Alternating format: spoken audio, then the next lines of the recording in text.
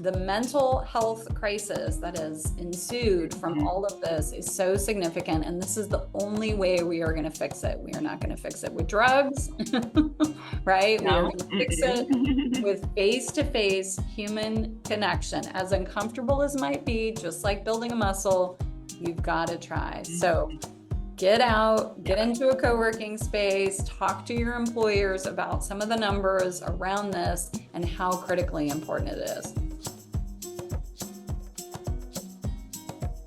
So hi, I am Dr. Alisha Wilkins, remote work pioneer and owner of Hera Hub Temecula, a shared workspace and business accelerator for entrepreneurs, freelancers, and we also have a number of remote workers who are working from our space as well.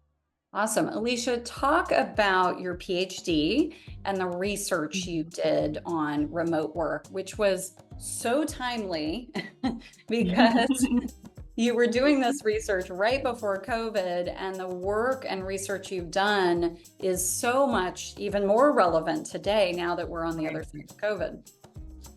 I studied communication between managers and their remote employees, and I found that managers who had more social presence, basically meaning that they were more interactive with their workers in terms of their communication, that those workers had higher levels of job satisfaction than those who didn't have that type of communication between their managers. And so, that social presence ended up being a huge component to why those employees were happy in their work environment.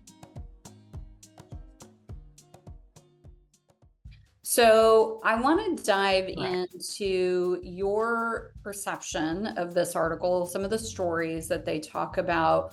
The one of the statistics that really, really stood out to me is 40% of fully remote workers never leave their house. They go days without leaving their home and seeing another human being face to face. And we couple these trends with, we are in a loneliness epidemic as deemed by the Surgeon General of the United States. And this isn't just in America, right? This is globally. The mental health challenges that this has caused both adults, children's, teens is just so significant. So what are some of the things in the article that really stood out to you, Alisha? There was a young man in the article who mentioned that he was feeling very lonely, that he was actually going in, right, to work and was feeling really lonely, like he didn't really have any connections with coworkers. And what that made me automatically think of is the fact that, as a result of, the year that should not be named, that a lot of us have gotten out of the habit of being able to communicate with one another, right? It's foreign to us now because we were stuck in our cubbies at home for so long. Yesterday I was with a young woman at a event, and she talked about, and this is someone who's very social, networks really well, but she's been working from home for so long that she was like, now when I go out, I'm like, I don't know what to do. Yeah, I hear this all the time. People say they feel socially awkward.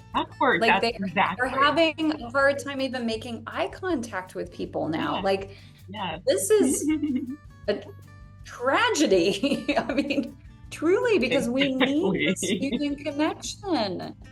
I want to point out something in the article that I thought was really, really interesting. So Cigna, the healthcare insurance company, did a poll, and the poll of 10,000 Americans, 58% of people polled call themselves lonely.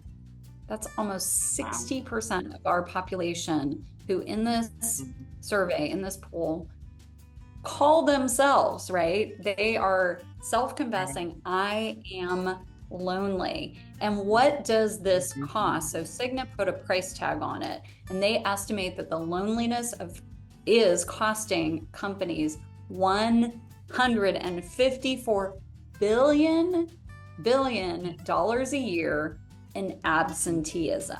Like that is a big number. Yeah. Absenteeism and turnover. Yeah. Yeah. So people aren't showing up, and then people are also leaving as well. Those numbers are startling, but not completely surprising, because we all see it in our everyday workplace, and just going out to eat. We see it everywhere, right?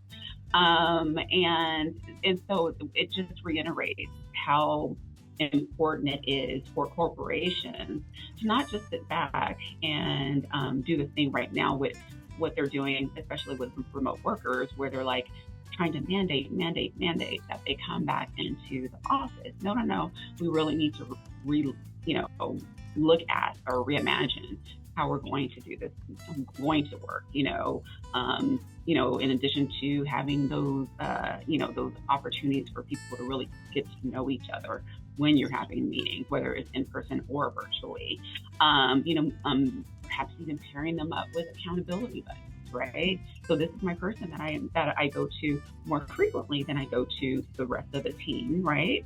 And this is someone that I now have a relationship with, and who I can just pick up the phone and call, even if it's just to vent, right? But yeah, and my thing is like, let's not continue to spill money, which is essentially what's happening, by not addressing the issue.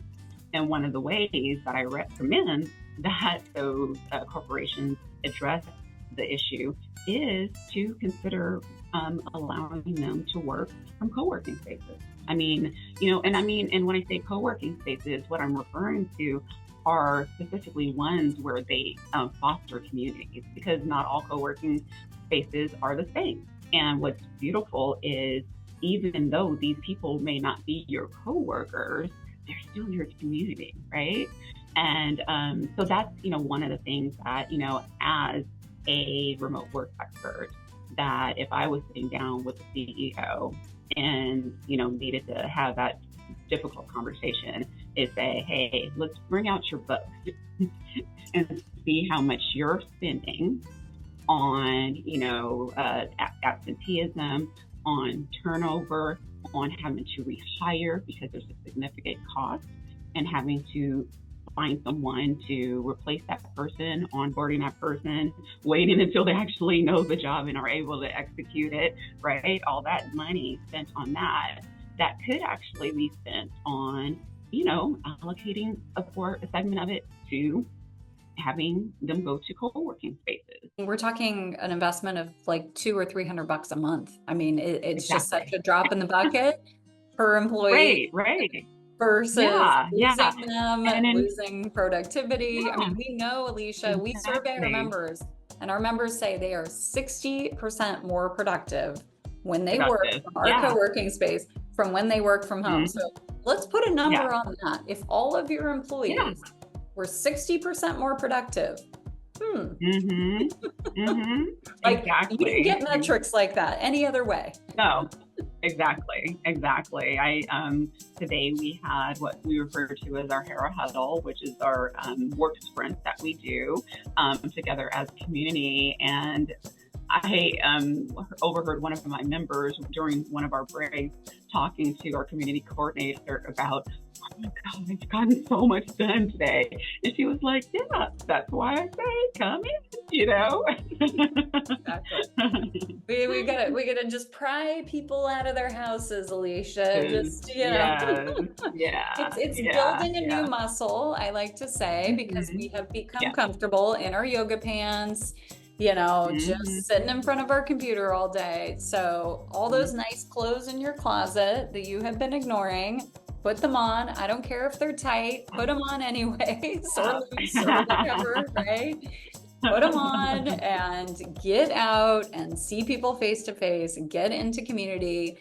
the mental health crisis that has ensued from all of this is so significant. And this is the only way we are going to fix it. We are not going to fix it with drugs, right? We are No. going to fix it with face-to-face human connection. As uncomfortable as it might be, just like building a muscle, you've got to try. So get out, get into a co-working space, talk to your employers about some of the numbers around this and how critically important it is.